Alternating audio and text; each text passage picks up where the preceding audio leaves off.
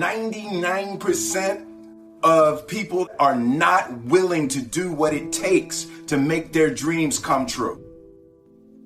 The Marines have a saying, everybody wants to go to heaven, but nobody wants to die. The center of bringing any dream into fruition is self-discipline. You know, something as simple as food and eating. It's not about your body as much as it is about your mind. It's getting command of your mind to be able to choose actions that are in your own best interest. Every day we are choosing that's not in our own best interest.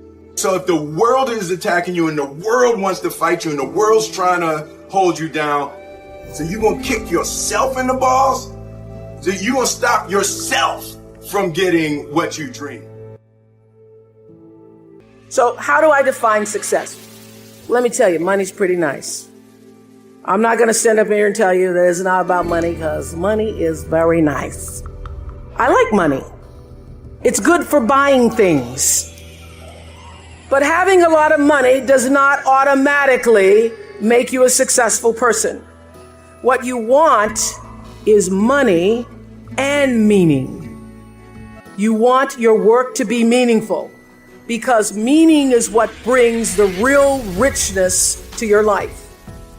What you really want is to be surrounded by people you trust and treasure, and by people who cherish you.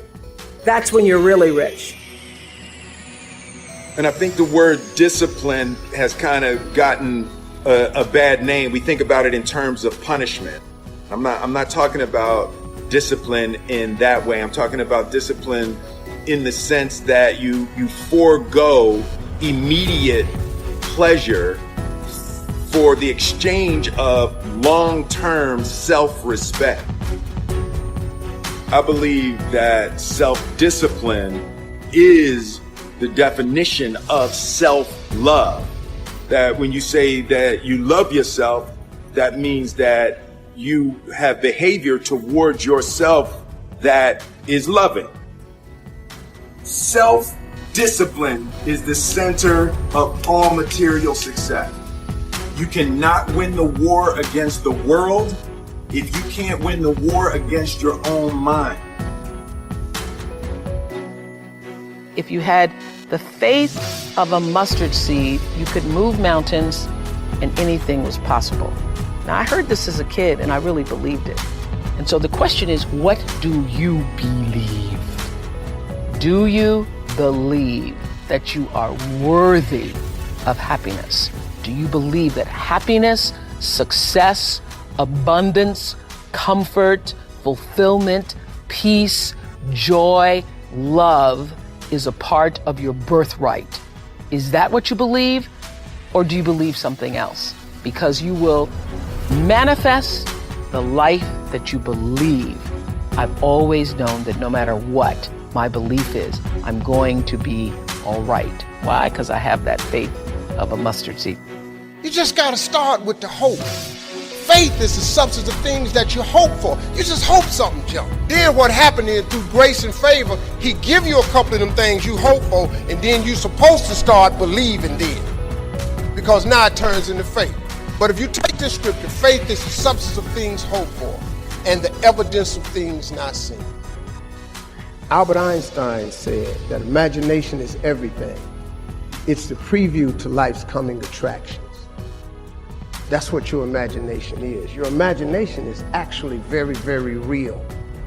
Everything you imagine could be a preview to life's coming attraction. Everything we have today came from somebody's imagination. Somebody was talking on the phone with that cord on the wall and got sick of it and said, you know what, man, if I could just go outside and talk on the phone, ta-da, we got cell phones. Somebody got tired of driving across the country and said, man, if I could fly over there, boom, we got airplanes. Imagination is everything. It's a preview to life's coming attractions. Everything you've ever imagined is real. The problem with most people is you think your imagination is hocus pocus. It's really not. It's a preview of a coming attraction. If you react to your imagination, that's where your real life is. It's just God showing you what he has for you. The problem people have is they tell their imagination to the wrong people.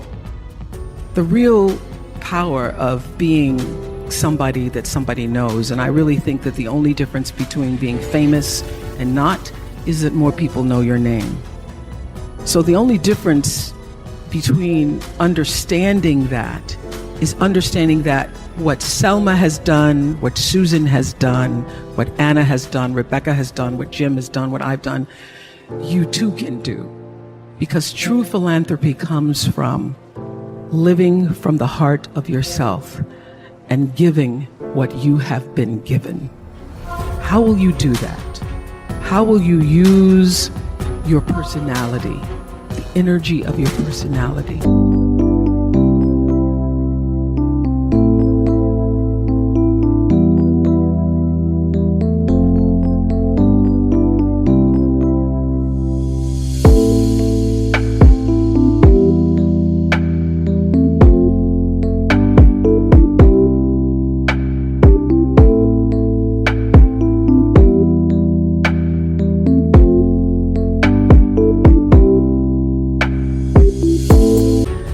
Serve that which is your soul's calling. We're all participating in this thing called life. Life has ebb and flows, mountaintops, it's got valleys, it's got thunderstorms in it, earthquakes. This life, you stop expecting it to go smooth, because it ain't finna go smooth. The road to success is always under construction. This life ain't set up to be smooth. You combat negativity and you combat discouragement with gratitude. It's the one way to combat discouragement is with gratitude.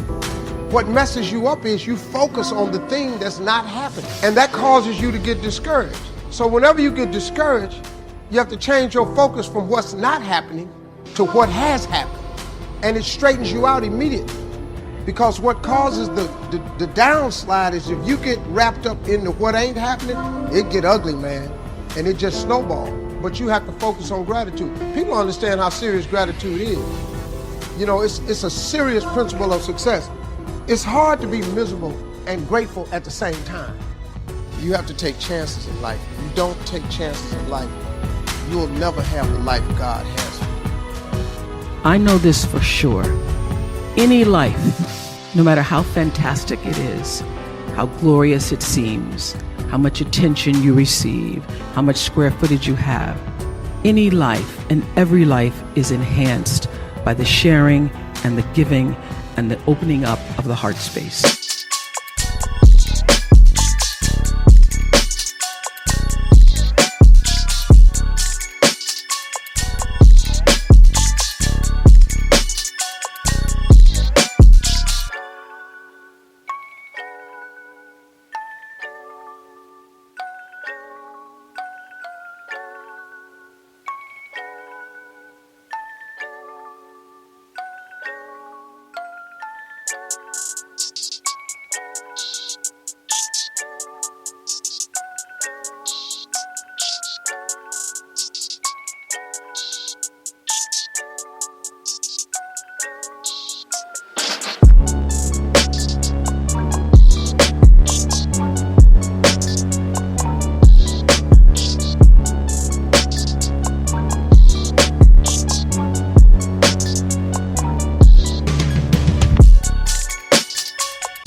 Your life gets better when you can find a way to share it with someone else.